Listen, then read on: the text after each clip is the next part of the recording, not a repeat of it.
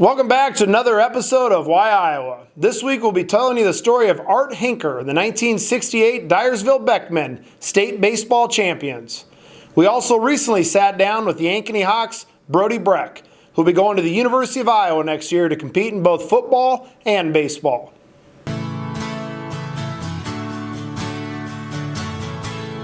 Here in the heartland, this is the working man. These are the fields of dreams of American. No, you can't take that away, 'cause I wanna stay here in the heartland. I'm here in the heartland.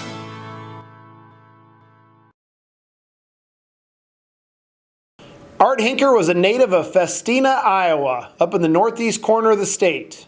And he'd be a standout left-handed pitcher who went to Loras College and had a perfect record of 19-0, with 212 strikeouts in his career, including one game with 22 strikeouts. Art Huinker would then play some semi-pro baseball in 1957 in Mason City, Iowa. He was noted by a scout from the St. Louis Cardinals, and he would finish 1957 playing for the Cardinals. The St. Louis Cardinals wanted to move Art up a division, but he had already signed a contract to begin his teaching career, and so he'd return to Iowa. Art Huinker would have a distinguished career as an educator and coach in the state of Iowa. But in 1968, he would lead Dyersville Beckman to a state championship. This was the last year of a one-class system in the state of Iowa. Last week, we had a visitor from Kansas City, a gentleman by the name of Lloyd Kelker. And Lloyd Kelker was a pitcher on that 1968 team. And he talked to us about the impact Art Huinker had on their team and also about his favorite pitch. Your coach, your high school coach, was there anything that you took away from him that you carried on through your life? Well, first, he was a great person for not considering anything about baseball. He worked hard. He treated people right. He was an undefeated 21-0 record pitcher at Loras College in his earlier years.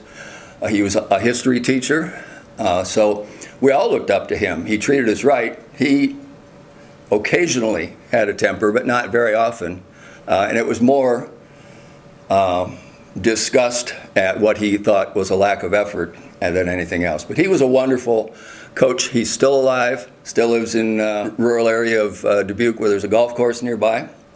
And we visit him every once in a while, and we've had some reunions. We had a reunion game, in fact, in 1993. It was our 25th year after the championship. My nephew had played on the 1986 Beckman Championship team, so we challenged them to a game. And I threw 4 innings, and my arm was numb for 4 days because you didn't want to get shown up by your nephew or by the youngsters. And it was a great deal of fun. But Coach Hinker was just a fabulous example of working hard, treating people right, and he knew his stuff in baseball. We would not have won with almost any other coach I can imagine because he made some critical calls on stolen bases, for example, and did some unusual pitching changes as we went through the stretch of the tournament. So he's just a fine example, just what you'd want your kid to be around if you're a baseball parent. What was your best pitch?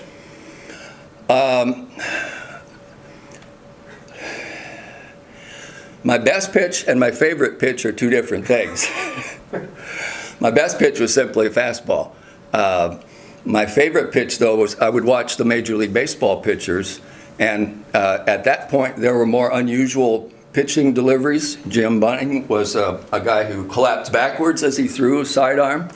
Don Drysdale pitched sidearm like so. And one of my favorite things was to, in the middle of an at-bat against the batter, to switch that up and use some of those pitches.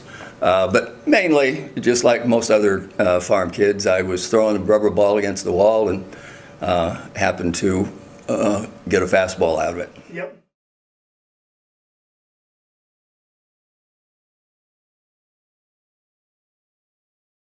I mean, I would say all of them had a positive impact on me. I think the one I'm closest with is probably Coach Walls. You know, he's my position coach. I've had him for, ever since I was a freshman. And, I see him, every day, talk with him every day. And, he's just a really good coach, but, an even better guy and mentor for me. So. Absolutely. Does he have a saying, or is there a buzzword that coaches use all the time that just is going to be sticking in your head when you're sweating down Iowa City next fall? The wide receivers were always called war daddies. We're always ready to go to war. We're going to battle for our brothers. So that was kind of our motto.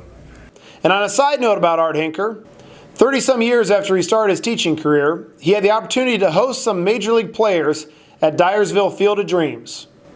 Art was hosting Bob Gibson, legendary player for the St. Louis Cardinals. And Bob asked Art, "How many kids do you have?" And Art said 7. He quickly pulled out 7 baseball cards and signed him for him. As Art was looking on the back of the card, he noticed that Bob Gibson started pitching for the Cardinals in Albany in 1957. And he said, "You were in Albany in 57? And Bob turned and looked to Art and said, "Someone had to fill a teaching contract back in Iowa, so they offered me the job." Art looked back at Bob and said, "That was me." What could have been for Art Huinker and the St. Louis Cardinals, we'll never know. But what we do know is that Art Huinker had a positive impact on several students in the state of Iowa.